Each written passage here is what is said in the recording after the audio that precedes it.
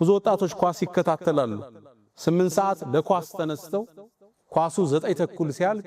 ሱብሂ ሳይሰግዱ ከተኙ በርግጥ ኳሱ እነሱ ናቸው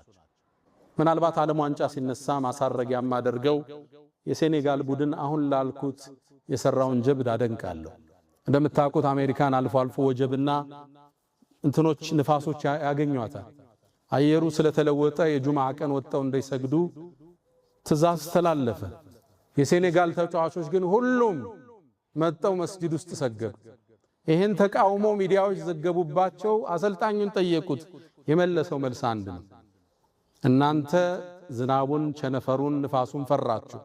እኛ ደግሞ ሰማይና ምድርን የፈጠረውን ቸነፈሩንና ንፋሱን የፈጠረውን አላህን ፈርተን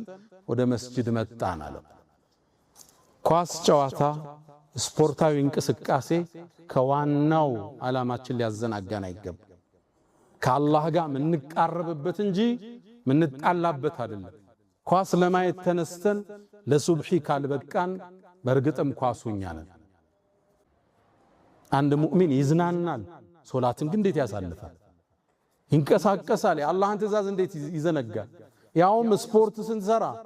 استغفار ያደረግነን አንድ ወንድም አቃለሁ ገመድ ስዘል 1000 استغفار እላለሁ ያለኝ አስተግፍሩላህ የዚክር ቦታ አድርገው ያን ቦታ ቤት ላይ ቴሌቪዥን ካለ ፕሮግራሞች እየተከታተልክ ስፖርት ስራ አንድ ወዳጅ ያለ ቤቱ ነው ጂም ይሰራው ቲቪ ላይ ከፍቼ እዚህ የምንለቃቸውን ፕሮግራሞች እዛ ነው መጨረሰው አለ አንድ ኹጥባ አንድ ስፖርት ፕሮግራሙ ላይ ይጨርሳል ወደ ዒባዳ ቀይረው አላህ ጋር ተሳሰረበት